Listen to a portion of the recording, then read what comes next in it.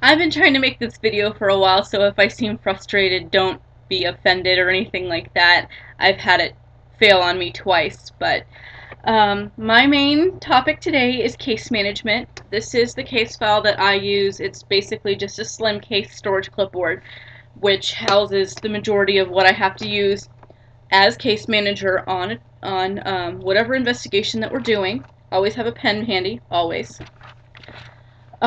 Mainly what we have in here, especially during the actual investigation, is the event document that basically will be something that each team member has to do to log the things that they're experiencing, things that they hear, things that they see, smell, feel.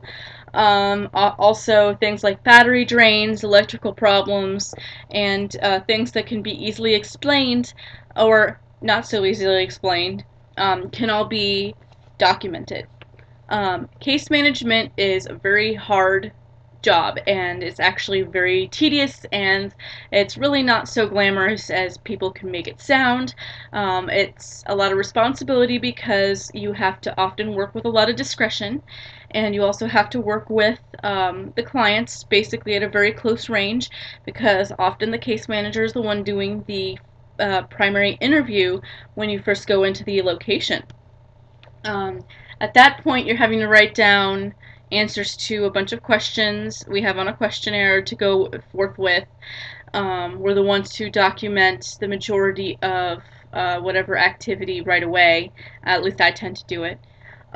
It's a very involved task to put together a case file, because you have everything from the preliminary interview to all of the events that occurred during the evening, to the things that we had debunked and things we had not debunked and things that we were speculating on, and pretty much anything that has to do with the case goes in the case file, especially if it has to do with the evidence and with team members. Now, as a case manager, I don't just do that.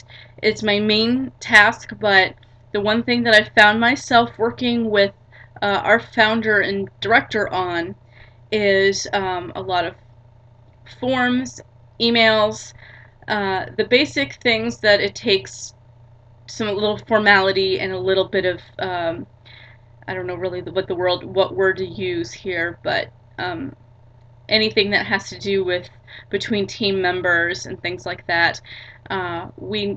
For example, if we're sending out a warning letter or doing some sort of, we need to know how much notice that you need for an investigation, that kind of thing. The other thing that I found myself doing is documenting pretty much everything that happens within the team as well as within an investigation itself.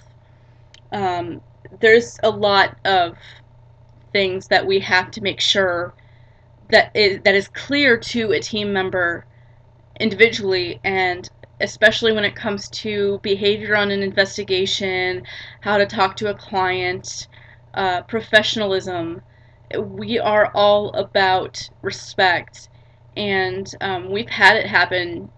I've had it happen in my first team as well as this one, where we've had a team member or somebody outside of the team who just goes to start something, and there's a lot of drama, there's a lot of problems, there can be some, difficulties, but, for the most part, we are a pretty professional and close-knit family team. We don't really get in each other's faces, and we're the kind of team that really does contribute to everything together. And another thing with case management also is observation. You need to make sure that you're observing during an investigation the kinds of things that can be debunked, and the kinds of things like outside noises or how sound carries, or that kind of thing. Or perhaps, like we were in a location that had mannequins to display certain aspects of life in the location, and they were terrifying. You turn around the corner and here's this mannequin, and you just get an absolute start, because they're there for a specific reason, in the eyes of the curators of the place, but for you it's just, oh, it's another thing that we need to put in the debunked pile because it's just a mannequin. Um, for me, it takes a lot of typing. I do basically several little documents within an investigation range, and then I often put them all together in a very ordered manner, and often the case file report will go in a file with all the evidence, the photographs, whatever audio we caught, whatever video we caught. It usually all will go in the same file, so that we can say that whatever case that we have, it's all together. And often I like to make sure that it's presentable because a lot of it will be going to the client, and sometimes if the client allows us to, and that's another part of case management that you have to remember, um, is the permission slips and permission forms for the website and for sharing, um, is to just have it all nice for presentation for the web, or presentation for maybe a seminar that you're doing, that you want to include this evidence in to show an example of how you're doing things, or what can be debunked, what can't be debunked. Another thing is diplomacy within the team, and I think that's what I was trying to think of. Diplomacy between the team when it comes to all the policies, relationships between team members, relationships between team members and clients, respect for property, for other people. The entire idea of case management isn't just to compile a case file, although it is a primary thing. One thing that you will most likely be working with if you're a case manager, is working with all the paperwork having to do with team policies and the team's credo and agreements between team members. And you have to remember that it's not always, not everybody has the same thing going on. We have all the basic policies about, respecting the client and making sure that their needs are met as best as possible.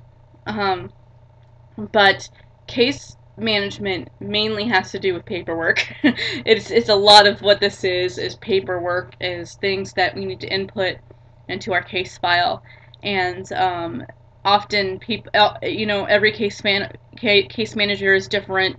We all have different ways of doing things. We all have different ways of compiling a case file, but for the most part, it's really just getting it all included.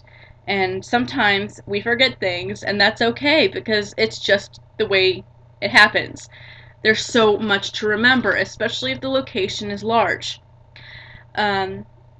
Discretion is an important thing to remember.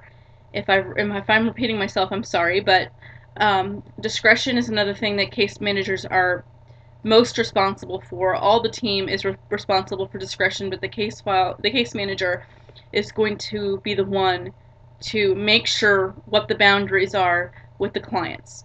Are they wanting to have more help than this, or are they just wanting to see what's going on?